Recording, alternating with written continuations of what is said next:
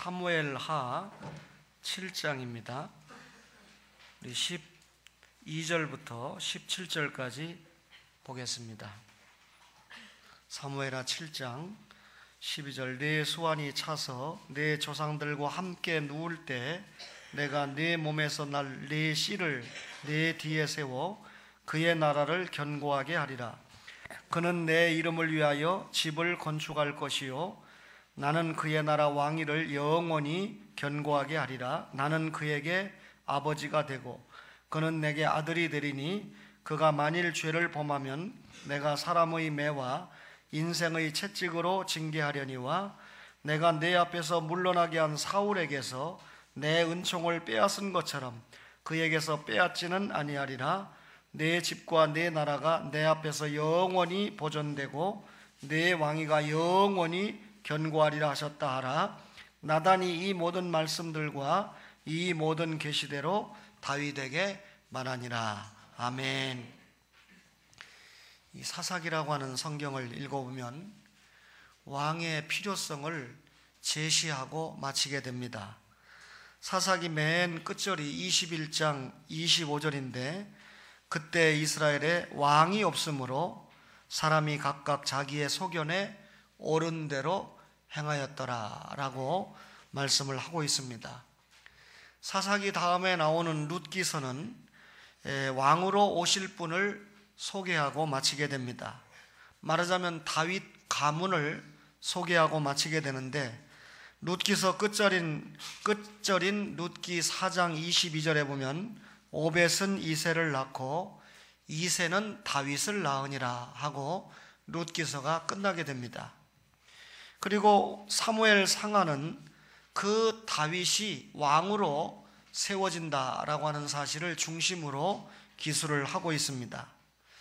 하나님의 백성을 다스릴 왕은 세상의 왕들과는 무엇인가 달라야 됩니다. 그렇지 못한 왕 실패의 기록을 보여주는데 이스라엘의 첫 번째 왕으로 세움을 받았던 사울은 실패의 기록을 남기고 역사의 뒤안길로 사라지고 말았습니다. 사울을 패하시고 하나님께서는 자신의 뜻에 합당한 다윗을 왕으로 세우시게 됩니다. 다시 말하면 하나님이 세우신 참된 왕은 사울이 아니고 다윗이었다 그 말입니다. 사무엘이라고 하는 사람은 세례 요한과 같은 역할을 했는데 세례 요한은 예수님께서 이 땅에 오시는 것을 예고하면서 예수님을 맞이하는 이스라엘 백성들에게 회개할 것을 선포했던 선지자가 세례 요한입니다. 마찬가지로 사무엘은 참된 왕을 세우기 위해서 이스라엘의 영적인 부흥을 주도했던 사람이 사무엘입니다. 우리가 구약성경을 읽을 때 이 구약성경 전체가 예수님이 오신다라고 하는 예언에 모아지고 있지 않습니까? 신약성경은 그 예수님이 이 땅에 오셨다는 성취에 모아지고 있는데 신약성경 첫 장인 마태복음 1장 1절을 보면 아브라함과 다윗의 자손 예수 그리스도의 계보라 이렇게 설명을 하지요. 아브라함과 다윗은 구약을 대표하는 인물들입니다. 예수 그리스도는 그의 후손으로 오신 신약을 여는 인물이지요. 따라서 구약성경과 신약성경이 전혀 무관한 책이 아니라 계시의 연장성산에 있고 하나님의 계시의 성취가 이루어졌다라고 하는 것을 알려주는 것이 신약성경 첫 절의 말씀입니다. 아담이 범죄한 이후에 하나님께서는 여자의 후손을 약속했지요. 약속된 메시아가 창세기 3장 15절부터 계속해서 소개가 되는데 구약성경을 읽다 보면 선택받은 이스라엘 백성들은 메시아가 이 땅에 오시기까지 중요하게 사용받는 역할을 감당을 했습니다. 메시아 예수가 이 땅에 오신다라고 하는 사실을 여러분과 저에게 깨닫게 하기 위해서 하나님께서는 성경 말씀을 기록을 하셨죠. 이스라엘의 역사가 성경 말씀이 약속된 메시아를 우리에게 깨닫게 해주시는 것입니다. 분명한 것은 오늘 읽은 사무엘하 말씀도 예수님께서 오시는데 다른 사람이 아닌 다윗의 후손으로 이 땅에 오신다라고 설명을 했습니다. 이것이 다윗 언약의 핵심입니다. 너를 통해서 예수 그리스도가 이 땅에 오신다라고 다윗이 약속을 받았다는 거죠. 다윗은 선지자 사무엘을 통해서 기름 부음을 받았습니다. 적장 이 골리앗을 물리친 일 때문에 다윗이 일대 생애 전환기를 맞이하지 않습니까? 이스라엘의 첫 번째 왕인 사울이 몰락하고 하나님께서는 헤브론에서 다윗을 왕으로 세우시게 됩니다. 다윗이 왕이 된 후에 밖으로는 강력한 이방 나라 블레셋을 물리치고 안으로는 여부수성을 공격을 해서 정치적으로 군사적으로 안정된 나라를 만들게 됩니다. 그리고 마침내 도읍을 헤브론에서 예루살렘으로 옮겨서 하나님께서 다윗을 통해서 세우고자 했던 신정왕국의 면모를 갖추어 가게 되는 것입니다. 오늘 다윗은 다윗성에 언약궤를 안취했습니다. 사무엘하 6장 2절에 보니까 다윗이 일어나 자기와 함께 있는 모든 사람과 더불어 바알레 유다로 가서 거기서 하나님의 궤를 메어 오려 하니라고 기록을 하고 있습니다. 사무엘하 5장에 보면 다윗이 이스라엘 통일 왕국의 왕위에 등극하게 되는 것을 설명을 하게 됩니다. 하나님께서는 다윗을 왕으로 세워서 신정 왕국을 세우려고 하는 소망을 가지고 계셨는데 마침내 다윗이 왕이 됨으로 말미암아 신정 왕국을 세우고자 하시는 하나님의 뜻이 이루어진 것입니다.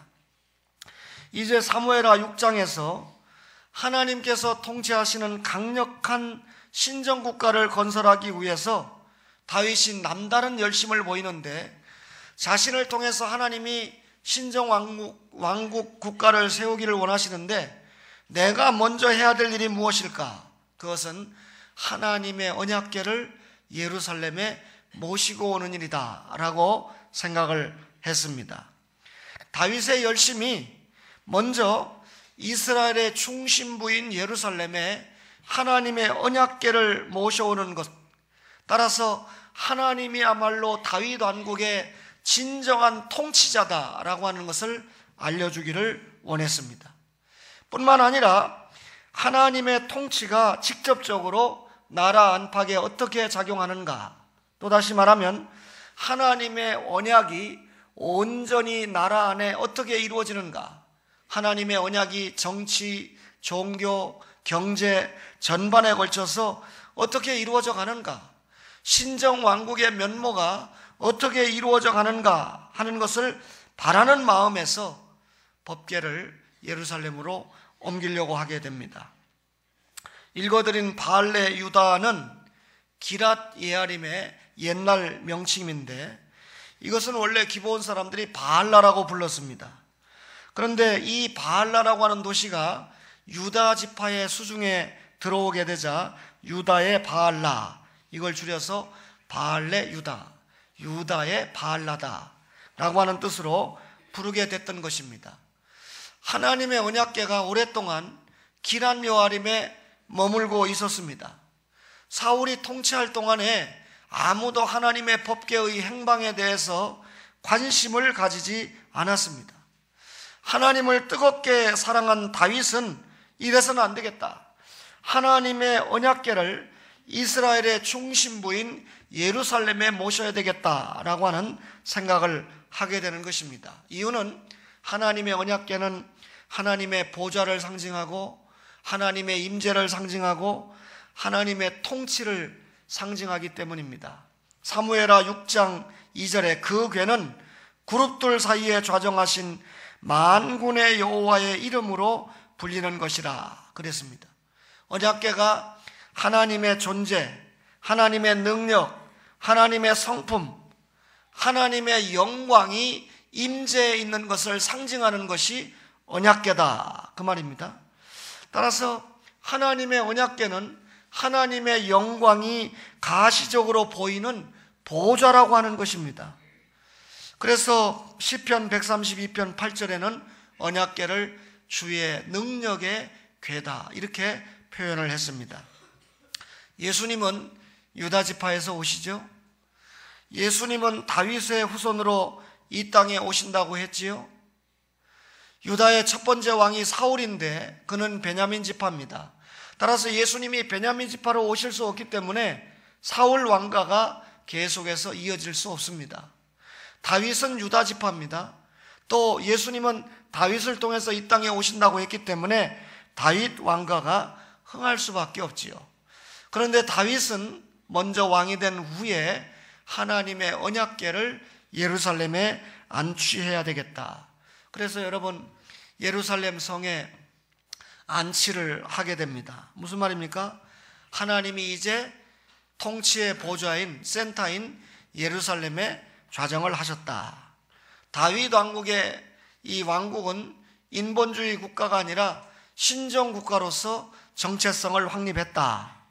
하나님은 비로소 마음에 합한 왕 다윗을 왕으로 세우셨다. 따라서 하나님은 당신이 세운 마음에 합한 왕 다윗을 통해서 예수 그리스도를 이 땅에 오게 하실 것이다 라고 하는 것이 소망되는 것입니다. 다윗은 하나님의 집을 준비했습니다. 사무엘하 7장 2절에 왕이 선지자 나단에게 이르되 볼지어다 나는 백향목궁에 살거늘 하나님의 궤는 휘장 가운데 있도다 라고 설명합니다. 여러분, 모든 어려운 과거를 보내고 다윗이 국내 정치를 안정되게 이끌었습니다. 다윗은 자신이 여러 가지 면에서 행복하게 일신상으로 사는 것보다 하나님의 영광을 추구했던 그런 사람입니다. 자신이 백향목으로 지은 고대 광실에 살고 있으면서 자신에 비해서 하나님의 법궤는 텐트 속에 휘장 안에 있는 것이 못내 안타까웠습니다. 하나님 앞에 굉장히 죄스러웠습니다.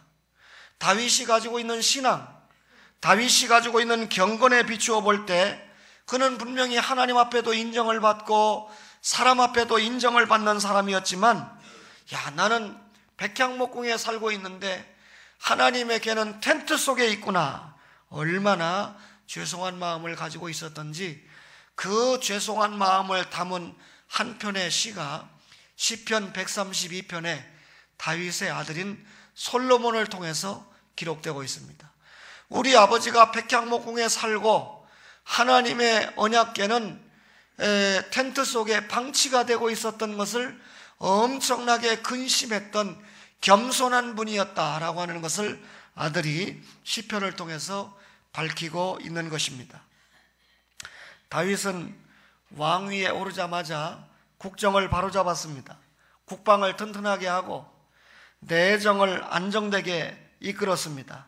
왕궁을 지었습니다. 그리고 평안을 누렸습니다. 이쯤 되면 인간이 교만해질 수 있거든요. 초지일관하기 어렵잖아요. 대단한 이스라엘의 왕권을 누리는 최고의 전무후무한 왕이 되지 않았습니까? 그런데 다윗이 교만하지 않았습니다. 자기 도취에 빠지지 않았습니다. 한참 하나님 앞에 축복을 받고 있는 그 시간에 내가 하나님을 위해서 어떤 일을 해야 될까? 나는 백향목궁에 거하는데 하나님의 궤는 텐트 속에 있구나. 안 되겠구나. 하나님의 성전, 하나님이 머무실 집을 건축을 해야 되겠구나 라고 생각을 하게 됩니다. 그리고 이 뜻을 선지자 나단에게 전하게 되지요. 하나님은 선지자 나단을 통해서 하나님의 뜻을 알려주시게 됩니다. 다윗 왕이 성전을 짓겠다고 하는 계획이 지금은 불필요하다, 이런 말씀을 주셨죠. 여러분, 성전을 짓겠다고 그러는데 하나님이 왜 곧바로 허락을 하지 않습니까? 몇 가지 이유가 있는데 그 중에 하나가 하나님께서는 애굽을 떠나서 지금 이 기럇 여리임에서 법궤가 시온성에 안치될 때까지 나는 텐트 속에 있었다. 나는 이동하는 장막 속에 있었다. 나는 임시적인 거처에 지금까지 있었다. 그러니 상관없다. 지금까지 내가 장막 속에 있었는데 굳이 지금에 와서 성전과 같은 화려한 전에 들어갈 이유가 없다. 여러분, 하나님은 이 세상 어떤 곳에 당신이 머물 장막이 없다고 말씀합니다. 이사야 66장 1절에 보니까 하늘은 나의 보좌요 땅은 나의 발판이니 너희가 나를 위하여 무슨 집을 지으랴? 내가 안식할 처소가 어디랴? 이 세상에 하나님이 안식할 장소는 없다라고 말씀을 합니다. 말하자면 하나님은 애굽의 신들처럼 화려한 그런 궁실에 거하기를 원치 않는다, 그 말입니다. 하나님은 어디에 거하기를 원하시죠? 초원이라고 하는 예배당에 거하기를 원하십니까? 만약에 하나님이 초원이라는 예배당에 거하시기를 원한다고 여러분이 고백하시면 여러분과 저는 전부 범죄자입니다. 상가에다가 집을 지어놓고 엘리베이터도 하나도 없이 이렇게 예배를 드리고 있는 중대한 범죄자가 되지요. 그러나 하나님은 이런 건물 속에 임재하시는 분이 아니라 중생받은 여러분과 저의 마음속에 거하시는 줄 믿습니다. 하나님께서는 이처럼 스스로 낮아지셔서 이스라엘과 똑같이 천막에 거하십니다. 그리고 이스라엘 백성을 사랑으로 인도하십니다. 이스라엘 백성들이 고대 광실을 짓는 것이 중요한 것이 아니라 하나님께서 이렇게 낮고 천한 이 땅에 오셔서 우리를 구원해 주실 터인데 이 사실을 믿고 이 사실을 깨닫고 마음속에 그 주님을 영접하는 것이 중요하다. 성전을 짓는 것이 중요한 것이 아니고 너희의 그 악한 마음속에 예수 그리스도를 영접하는 것이 하나님의 보좌를 좌정시키는 것이 더욱더 중요하다라고 말씀을 하고 계신 것입니다. 그러므로 다윗은 하나님께서 이 시점에서 다윗을 위시한 온 이스라엘에게 요구한 것은 성전을 건축하는 것이 아니고 자신들을 인도하시고 보호하시기 위해서 천막에까지 낮아지신 하나님의 사랑을 깨닫는 것이 중요하다, 그 말입니다. 뿐만 아니라 다윗에게 왜 성전 건축을 허락하지 않았습니까? 하나님께서는 이스라엘의 12지파 중에 어떤 지파에도 성전 건축을 명령한 적이 없다는 것입니다. 아무리 화려한 전을 건축한다 할지라도 하나님을 마음에 영접하지 못했다고 하면 이스라엘 백성의 마음이 보이지 않는 하나님보다 보이는 우상에게로 쏠리고 있다고 하면 그 성전은 아무것도 아니다, 그 말입니다. 성도들이 기가 막히게 헌금을 한 돈을 가지고 화려한 예배당을 짓고 그 예배당이 성전이라고 가르치는 목회자들을 오늘 왕국 언약은 기가 막히게 꾸짖고 있는 것입니다. 필리핀에 가면 여러분 이 에글레시안이라고 하는 이단이 있는데 똑같이 건물을 짓습니다. 여러분 이 능력이 있는 교회는 건물을 크게 짓고 시골 교회는 작게 짓는다는 것뿐이지 설계도가 똑같아요. 양쪽에 보면 독수리 모양을 하고 건물이 이렇게 기둥이 있는데 예수님이 재림하시면 그 건물이 그대로 하늘로 올라간다는 것입니다. 그래서 똑같이 건물을 짓고 있지요. 만약에 우리가 에글레시안 같이 그렇게 믿는다면 여러분과 저는 오늘 또 하나님 앞에 또 한 번 죄를 짓게 되는 것이죠. 이 건물이 하나님 앞에 올라간다고 하는데 어떻게 상가에 이렇게 있겠습니까? 아니지요. 여러분 우리의 마음에 주님을 영접하는 것이 중요하다, 그 말이죠. 성전 건축은 아무 때나 해서는 안 되고 성전 건축은 아무나 해서도 안 된다. 이스라엘 백성들이 하나님을 바로 깨달았을 때 성전 건축이 가능하다. 이방신들을 마음속에서 완전히 제거해버리고 자신을 구원하고 자신을 인도한 하나님에 대해서 정확한 신앙 고백이 있을 때 그 사람이 성전 건축을 할 수 있다. 따라서 나는 이스라엘의 어느 지파에도 성전 건축을 명한 적이 없다. 왜 다윗에게 성전 건축을 허락하지 않았습니까? 너는 전쟁에 가서 너무나 많은 피를 흘렸다. 하나님의 성품 가운데 하나가 거룩한 성품 아닙니까? 그런데 여러분 전쟁에 가서 얼마나 수많은 전쟁에서 승리를 이끌어낸 장수였습니까? 따라서 네가 흘린 피가 하나님의 거룩의 성품과 어울리지 않는다. 다윗의 열심이 특심이었지만 여러분 이런 이유에서 다윗은 성전을 건축하지 못하고 그의 아들인 솔로몬 때에 가서 하나님의 이름을 위하여 성전을 건축할 수 있다. 하나님께서 그렇게 약속을 하십니다. 비록 자신의 때에 성전을 건축하지 못했지만 자기 아들의 때에 하나님의 성전을 건축한다는 하나님의 약속을 받고 다윗은 준비를 하면서 성전 건축을 준비하면서 하나님의 일을 준비했던 것입니다. 이런 다윗에게 하나님은 왕국 언약을 맺어주셨습니다. 사무엘하 7장 8절에 내 백성 이스라엘의 주권자로 삼는다. 다윗을 내 백성 이스라엘의 주권자로 삼는다. 12절에는 내 씨를 내 뒤에 세워 그의 나라를 견고하게 한다. 16절에는 내 나라가 내 앞에서 영원히 보존되고 내 왕위가 영원히 견고하다.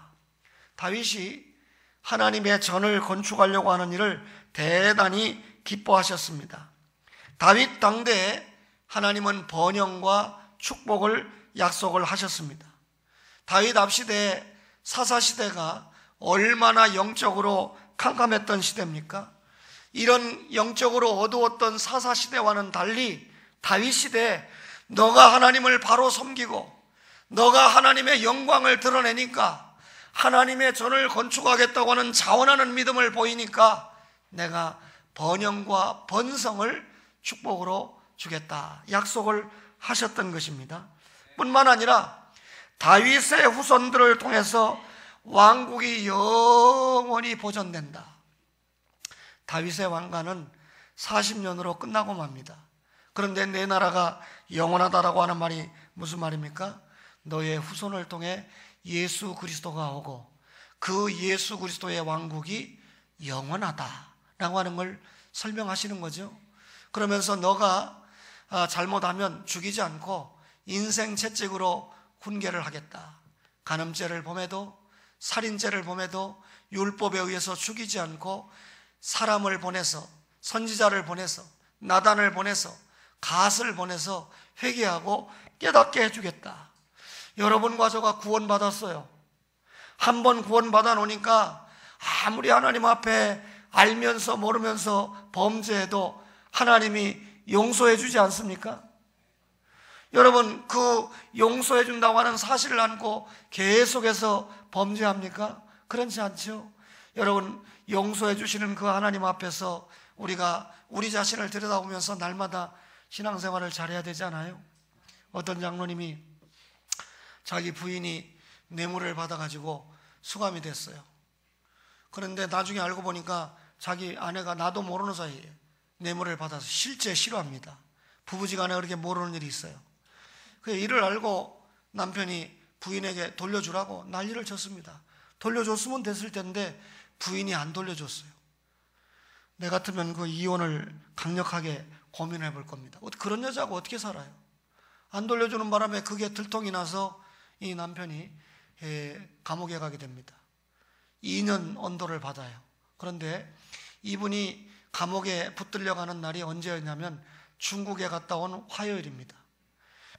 중국에 출장을 가게 됐는데 고위 공무원들이 중국에 출장을 가게 됐는데 주일날 예배당에 가지 않고 골프를 친 거예요. 그리고 주일을 범했죠. 처음으로 있는 일입니다. 이 장로님에게는. 그런데 월요일날 자기 부인이 뇌물을 받은 것이 들통이 났습니다. 그래서 화요일날 검사에게 붙들려가서 그만 구속 수감이 돼가지고 재판을 받았지만 결국 헤어나오지 못하고 2년을 다 살았습니다. 그런데 자기 아내를 원망하지 않고 하나님, 제가 장로로 살았는데 평생을 예수 믿고 살았는데 교만해가지고 중국에 가서 고위 공무원들이랑 골프를 치자고 할 때 나는 장로다, 나는 예배드리러 가야 된다, 공식적인 출장 때문에 왔지만 출장을 다 볼일을 봤으니까 나는 주일날 예배당에 간다 하고 교회를 와야 되는데 가서 하루 종일 희덕거리고 18호를 돌고 왔는데 하나님이 얼마나 진노하셨는지 나를 이렇게 수감하게 해서 깨닫게 합니다. 그 장로님은 앞으로 영적으로 소망이 있다고 생각합니다. 길을 여신다고 생각해요. 아멘 하신 분은 복이 있으리라고 생각이 돼요. 여러분, 하나님께서는 다윗 왕이 성전을 짓기 전에, 다윗이 성전 안 짓거든요. 그런데도 내가 너에게 복을 주겠다, 너를 번성하게 하겠다 약속했어요. 하나님의 성전은 네가 짓는 것이 아니지만 성전을 지을 수 있는 환경과 여건을 다윗이 조성하도록 했습니다. 성전을 지을 시기도 완벽하게 알려주셨습니다. 그리고 아들을 통해서 성전이 건축되게 했습니다. 다윗이 아닌 솔로몬 시대의 성전 건축이 완성된 것입니다. 그러나 눈에 보이는 성전은 다윗 시대의 완성이, 솔로몬 시대의 완성이 됐지만 진짜 성전은 누구를 통해서 완성됩니까? 예수 그리스도를 통해서 성전이 완성이 되는 것이지요. 그 예수님이 이 땅에 오셨습니다. 사시고 죽으시고 부활하셨습니다. 대신하여 성령님이 오셨습니다. 그 성령님이 우리 속에 내주해서 우리를 중생시키고 하나님의 자녀 삼으셨습니다. 그 성령님이 내주하시는 우리가 성전인 줄로 믿습니다.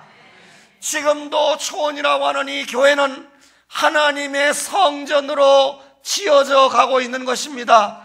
처음 올라오신 유주석 성도님이 아직 주님을 모를 수 있습니다. 성경을 모를 수 있습니다. 그러나 하나님께서 올라오게 하셨사오니 말씀을 듣는 중에, 여러분의 사랑의 배려 중에 그 예수 그리스도가 자신의 영혼 속에 성령을 통하여 내주하고 있다는 사실을 깨달을 때 믿음이 성장하고 하나님께 영광 돌리는 성도가 될 줄로 믿습니다. 결국 하나님께서는 다윗의 후손으로 오는 그리스도를 통해 메시아 왕국은 영원히 멸망하지 않는다. 여러분, 다윗의 아들과 하나님의 아들을 동일시했어요.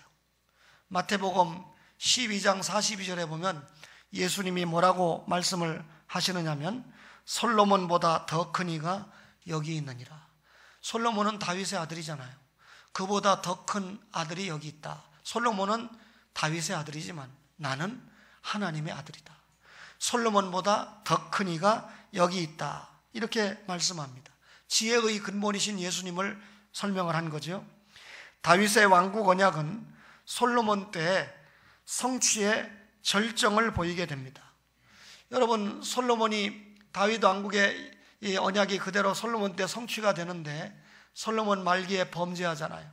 솔로몬이 죽고 난 다음에 이스라엘이라는 나라가 남쪽 유다와 북쪽 이스라엘로 갈라지잖아요. 북쪽 이스라엘이 주전 720년에 아수르에서 망하죠. 남쪽 유다가 예수님을 이어가는 정통 왕가인데 역시 주전 586년에 바벨론에 의해서 망하지 않습니까? 하나님의 언약이 다윗을 통해서 성취가 돼야 되는데 이 이스라엘의 역사를 통해서 무엇인가 부족한 한계를 보여주고 있습니다. 여기서 여러분 잘 들으셔야 됩니다. 다윗의 왕국 언약은 이중구조를 보여주고 있다는 것입니다. 다윗에게 허락하신 왕국 언약은 이스라엘을 통해서 여러분 예비적으로 성취가 된다는 것입니다. 솔로몬을 통해서 그 이후에 르호보암과 남쪽 유다의 나라를 통해서 다윗의 왕국 언약이 성취가 됩니다. 그러나 시드기야 때 완전히 바벨론에 망함으로 여러분 이 언약이 한계성을 드러나게 되죠. 하나님께서는 옛 왕국을 닫아버리고 새 왕국이신 예수 그리스도가 이 땅에 오심으로 예비하신 새 왕국을 여신 줄로 믿습니다. 말하자면 다윗을 통해서 허락하신 왕국 언약은 예수 그리스도를 통해서 여실 메시아 왕국을 설명하기 위해서 다윗의 왕국 언약을 허락하셨다라고 하는 것입니다. 구약 성경은 이렇게 하나님의 구속 역사가 점진적으로 이루어지는 것을 보여주게 됩니다. 수많은 언약을 보게 되죠. 아브라함 언약이 있습니다. 시내산 언약이 있습니다. 모압 세겜 언약이 있습니다. 그리고 다윗 언약이 있습니다. 이런 모든 언약은 새 언약이신 예수 그리스도로 모아집니다. 예수 그리스도가 이 땅에 오셨습니다. 모든 언약이 성취됐어요. 그래서 이걸 우리가 성취 언약이다 그렇게 말합니다. 예수 그리스도가 다시 오실 줄로 믿습니다. 그러면 예수 그리스도가 다시 오시면 모든 성경의 약속이 이루어지는 것이죠. 완성 언약입니다.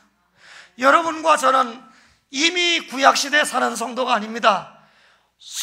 구약의 모든 언약이 성취된 신약시대를 살아가고 있습니다.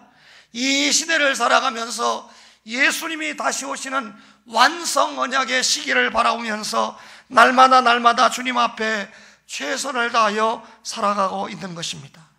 현재 여러분과 저는 메시아 왕국에 참여하고 있는 하나님의 백성들입니다. 우리가 하나님의 언약의 백성인 것을 깨달아야 됩니다. 따라서 우리가 하나님의 나라를 살아가는 동안에 하나님의 언약의 백성으로서 어떻게 살아야 될까?